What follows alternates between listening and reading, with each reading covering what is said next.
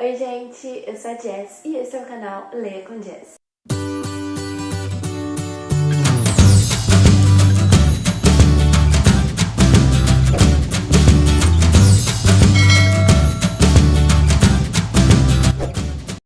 Hoje eu tenho algo muito legal para compartilhar com vocês.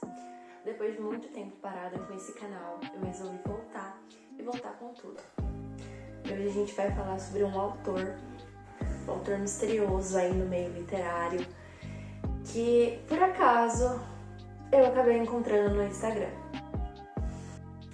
Esse autor, ele está por trás de um pseudônimo de nome Mr. Z.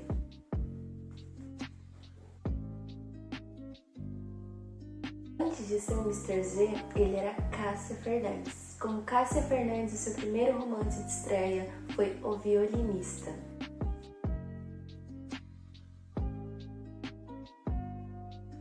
Mr. Z é um autor de romance erótico, romance hot na Amazon. Antes disso tudo, ele escrevia fantasia e ele estreou no romance com O Violinista e desde lá ele continuou com Cássia Fernandes até esse ano. Esse ano ele assumiu que ele era um homem autor de romance. O seu atual lançamento traz por título A Máfia dos Signos. Na Máfia dos Signos a gente vai ter 4 povos.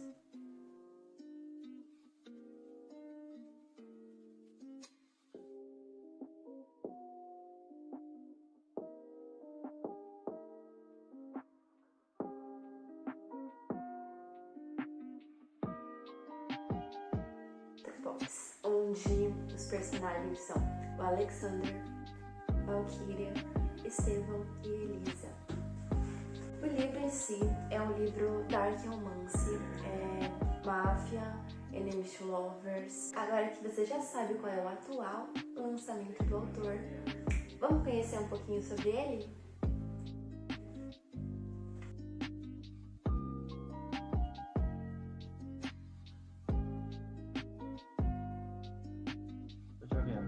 Tá me ouvindo? Tô. Já. Muito maneiro.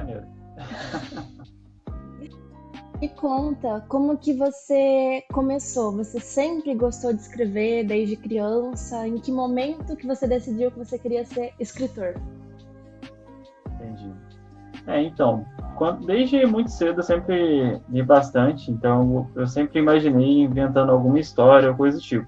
E aí surgiu oportunidade no colégio, na época, eu tinha mais ou menos, eu estava acho que na 8ª série, aí surgiu uma oportunidade de fazer um conto, né, para apresentar em público, aí eu fiquei com vergonha de apresentar, mas eu escrevi, e aí depois eu tomei gosto, falei, nossa, eu quero continuar escrevendo, e aí nunca mais parei. Aí eu fazia alguns contos, entregava no colégio, assim, para amigos verem e tal. E comecei assim. Até no ensino médio que eu decidi falar assim, nossa, acho que eu quero trabalhar com isso. E hoje? Hoje você se dedica totalmente a isso? Totalmente a escrita criativa ainda não. Trabalho como jornalista, né, em tempo integral, então acaba... Eu trabalho com a escrita, mas ainda não exatamente do jeito que eu quero, não da forma criativa. Porém, eu acho que acaba uma coisa ajudando a outra. Mas espero sim um dia poder viver apenas dos livros e tudo mais. E o que te inspirou para você escrever a sua primeira fantasia? Eu acho que o que me inspirou foi realmente a minha vontade de poder expressar isso. Eu queria ter uma história, assim, ter uma história que, no caso, se encaixasse com o que eu pensasse, com a forma como eu via o mundo. Então, acho que a partir daí surgiu essa vontade muito grande. Eu também tive uma professora de redação que me ajudou muito a participar, assim, me expressar melhor, né, com a escrita também, e também em público, porque eu tinha muita dificuldade. Então, foi mais ou menos por aí que tudo começou, digamos. E você fez algum curso de escrita criativa, algo assim? Sim, cheguei a fazer 2 cursos de escrita criativa. O primeiro foi da carreira literária, foi bem quando eles surgiram mesmo. Então, assim, eu fui. Se eu não foi a primeira, foi tipo a segunda turma. Hoje eu acho que ele já teve mais de 10 aí, mas foi bem no comecinho. E o segundo foi uma oportunidade que veio a partir desse curso, que era com o Fábio Barreto. Na época ele morava na Califórnia, aí eu fiquei sabendo. Aí eu fiquei meio apaixonado na ideia, porque sempre já era um autor best-seller brasileiro, eu fiquei, nossa, bem empolgado. Aí foi o que me abriu bastante a cabeça.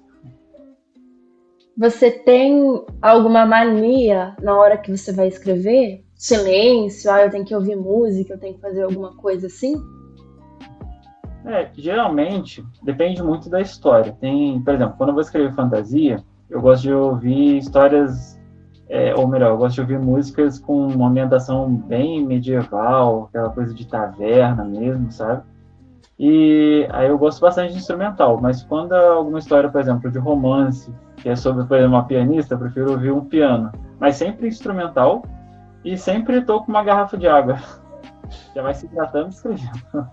Sim.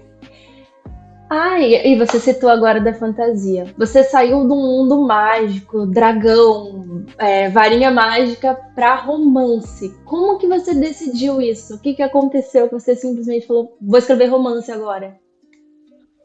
Então, eu na verdade eu sempre fiz parte de um grupo também de fantasia, né? A gente somos vários autores lá e eu lembro que uma vez a gente comentou que assim, o quanto era surreal uma pessoa escrever romance, assim, as pessoas têm um certo preconceito. E aí falei, cara, eu conseguiria, assim, eu acho que deve ser difícil escrever romance, tanto quanto fantasia. Eu tentaria escrever romance. Aí eu, como teste, incentivo também da minha esposa, que falou, nossa, não, tipo, vai lá, manda ver.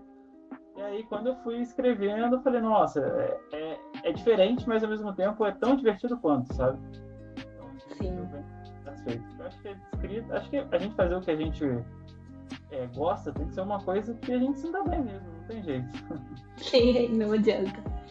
E outra coisa, como autor de fantasia, você usava o seu nome. E agora, como autor de romance, você prefere a identidade secreta. Por que isso? Por que você tomou essa decisão? Na verdade, foram por dois motivos. O primeiro deles é porque, como autor de fantasia, eu já tinha, no caso, eu já utilizava mesmo a minha identidade e tal, então eu não queria, assim, divergir esse público, sabe? Porque é uma coisa que eu aprendi bastante nesses cursos de escrita, que o público de fantasia é um, de romance é outro, bem dizer. Então, assim, às vezes poderia ter esse conflito. O segundo motivo é porque o romance que eu escrevo é com mote. E aí eu pensei, caramba, às vezes pensei que poderia prejudicar, às vezes, a minha esposa, ou até familiares nesse sentido, mas no final das contas, depois eu comentei com ele e tá tudo certo, sabe? Não tem problema nenhum. E você comentou agora que o público é muito diferente. Alguém, tipo assim, as pessoas que liam as suas fantasias, elas continuaram com você agora? Eles É, reagiram bem, no caso? assim, as pessoas que sabem, elas não veem problema, só que realmente é aquilo. Assim, eu tenho betas para fantasia e betas para romance. Até tenho uma que consegue ler os dois e ficar bem com as duas coisas, mas ela é um caso de 5, por exemplo, entende? Então dá para ver que existe uma diferença, mas ao mesmo tempo todo mundo respeita igual. Não vê nenhum problema nisso. E nessa parte do processo criativo, da fantasia pro romance, como que foi esse impacto para você? É um impacto. Eu acho que assim, por ter saído da fantasia e migrado para o romance, eu senti uma. Eu não vou dizer facilidade, mas é mais leve, porque acaba que, como eu faço sistema de world building para criar universos na fantasia, sistema de magia, essas coisas não há necessidade de você criar num romance, nesses romances contemporâneos que eu utilizo, porque já é ali o mundo real, ninguém usa magia, então é bem mais prático nesse sentido. Mas é igualmente difícil, porque eu tive que começar a ler romances contemporâneos dos quais eu não lia. Então eu não tinha noção de como se fazia isso. Então foi todo um processo de reaprendizado antes de eu tentar me arriscar no primeiro livro. Porque eu também não queria escrever alguma coisa que sei lá, manchasse o meu nome mesmo que fictício. E esses personagens agora do romance que você escreve, como que você se inspira neles? Você coloca a experiência real, experiência fictícia, alguma coisa sua nesses personagens? Por exemplo, o violinista ou a pianista, você toca alguma coisa? Na verdade, eu já fiz muito tempo de aula de violino, gosto bastante. Sempre gostei muito de instrumental de forma geral, é uma coisa que sempre me cativou. Então, acho que nesse sentido acaba tendo muito dos personagens comigo, assim como também no Tiana de Fantasia. Acho que a gente acaba criando personagens ou que a gente vê, ou que a gente, no caso, é. Então, acho que não dá muito para fugir nesse sentido. Mas você geralmente, em toda a história que você escreve, você coloca alguma coisa que você faz assim, ou é geralmente um mundo é aquele mundo só, não tem nada a ver com você? Não, tem muitos casos em que realmente eu utilizo bastante experiências minhas para relatar dentro da história. Mas a maioria do caso é realmente ficcional mesmo. Se você pudesse dar um conselho, falar alguma coisa para você lá do passado, quando você começou a escrever, o que que você diria? Eu diria para se atentar mais sobre como funciona o mercado editorial, porque no começo eu tinha uma vontade muito grande de querer publicar o livro físico. Então, para mim, era impensável a ideia do e-book e tal. Só que aí eu perdi muito tempo tentando mandar livro para editora, sem saber como funciona o processo, por exemplo, de uma agência literária, como funciona, quanto custa realmente para ter um livro físico, essas coisas. Então, se eu desse uma dica para algum autor, eu falaria assim, ó, começa direto pelo e-book e depois você vai vendo que as coisas vão acontecendo e você vai ter como ter condição de bancar sua própria publicação ou ter público suficiente para ter os olhos de uma agência literária ou de uma editora tradicional. Realmente, que daí que você já vai ter um público, né? Alguém, as pessoas que leram o seu e-book vão querer comprar o físico, né? Pois é. Eu te agradeço por você compartilhar isso tudo comigo e eu tenho uma última pergunta para encerrar. Você tem algum spoiler dos próximos meses que você possa dar pra gente? Olha, eu tenho sim, tem algum caderno aqui. Mas assim, resumindo, bom, eu pretendo. Eu tô com mais tempo agora, então eu pretendo ter uma ideia mais ou menos de lançar um livro a cada mês. É meio surreal, mas acho que é possível.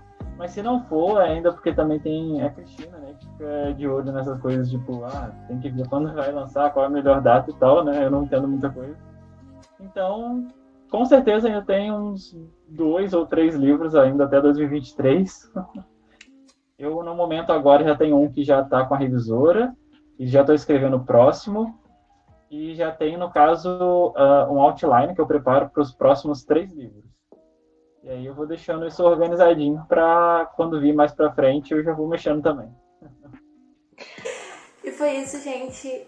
Obrigada a todos que assistiram até o final. Eu espero que vocês tenham gostado, que vocês tenham gostado de conhecer um pouquinho mais sobre o autor e sobre esse novo formato de vídeo aqui no YouTube.